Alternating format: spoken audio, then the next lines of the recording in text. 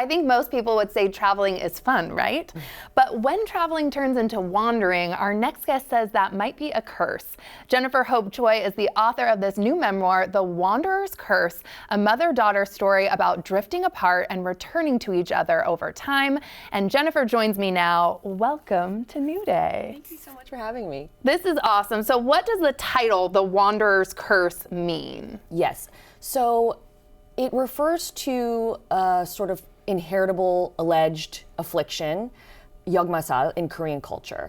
And it means that if you have yeogmasal, you will move further and further away from home and the family you're meant to care for indefinitely, which back in ancient Korea especially was very bad because of filial piety and, you know, needing to take care of your family. So if you have the curse, you can go to a Korean fortune teller to get your 4 pillars of destiny read. Oh. And then they'll also tell you if you might have this affliction. And so my mother and I, who are both, turns out, wanderers, although honestly, did we need to go to a fortune teller to figure it out? I don't know. But we do end up culminating in the book. The end is about going to Korea, going to a fortune teller, and to see whether or not we have the alleged curse. But it's also about how wandering is a kind of affliction that you have when you're making art.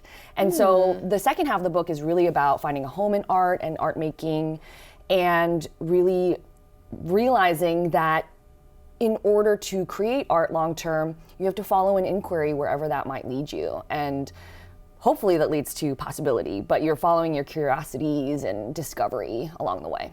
So awesome. And talk to us a little more about your relationship with your mom and the impact that she's had on you over time. Yeah. My mom was an open heart surgery nurse when I was growing up, very intense. She was a Rice winner. She was really kind of actually very unhappy. And so she was very impenetrable to me. I didn't understand who she was. And then her life kind of blew up and she moved very suddenly without telling anybody to go to Alaska in 2007. So that's where her wandering allegedly begins. And then after that, she moved to a different state every year or so for a decade. And actually the first state she went to after Alaska was Washington. So it's really great to be back here with the book. But so much of this project was about trying to figure out who she is and realizing in the end that maybe I don't need to fully understand a person to love them.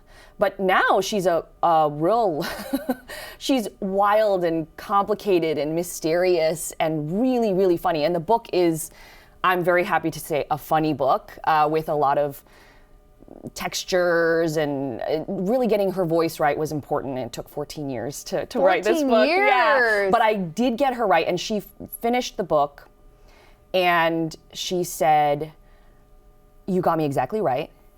And you know me better than anyone in the world." And that to me was the best compliment. Oh, absolutely. But yeah, she's a complicated lady. As we all are. Yeah, and so getting to that was really important for me. So definitely. Glad I got it right. And you also sent us a photo of your dog too. So I feel like they must mean something special to you as well, right? Oh, well, this dog was my mom's dog. Yeah, well, I mean, I guess it was like a sort of family. This is really her dog, Mulder, which she misspelled when she got the little collar thing with her name tag. I liked X-Files a lot at the time. I was in high school and I just sort of threw out the name, and then she misspelled it M-O-L-D-E-R, like mold. And so this dog changed her life though. And it's a Korean breed called a Jindo, and they have this very mysterious history. And a lot of the book goes into these tangents and meandering stories about Korean forms of identity. So a lot of it is about this dog too. But yeah, she went on all her adventures from Alaska to Washington to Florida, everywhere with this dog. With her buddy? What? Yeah, and screaming this dog's name everywhere. Mulder! Screaming out. I was like, what is this dog's name? What is happening? But it's this Korean dog that's supposed to be this emblem of national identity. I mean, it like marched in the Olympics opening ceremony. A lot of Koreans have a lot of pride for this dog, but this one that she has is, was very peculiar, kind of like her, but this dog changed her life and they went everywhere together. That's such an amazing bond. And what do you hope readers will take away after reading your book?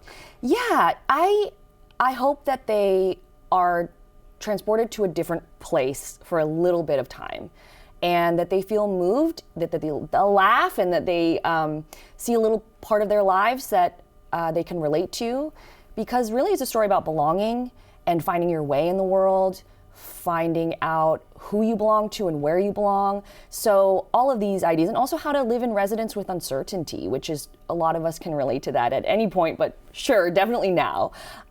So yeah, I hope that they feel transported for a little while and have a laugh too along the way, and feel something. And ultimately, what did you really take away from writing this? Oh, wow. It's funny because as you publish a book, as you write the book, you keep learning what it's about. And for me, I realized that this is about faith. And it's not just spiritual faith, although some of it is definitely about spirituality.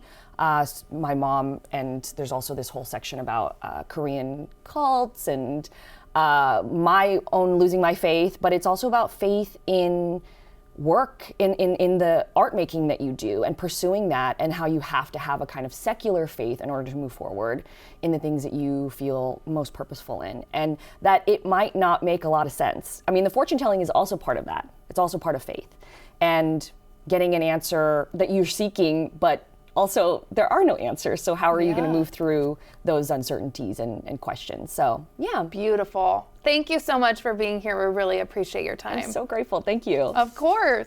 And just a reminder, Jennifer is holding an author event at the Elliott Bay Book Company tonight, Wednesday, May 21st. So make sure to head to their website for more information.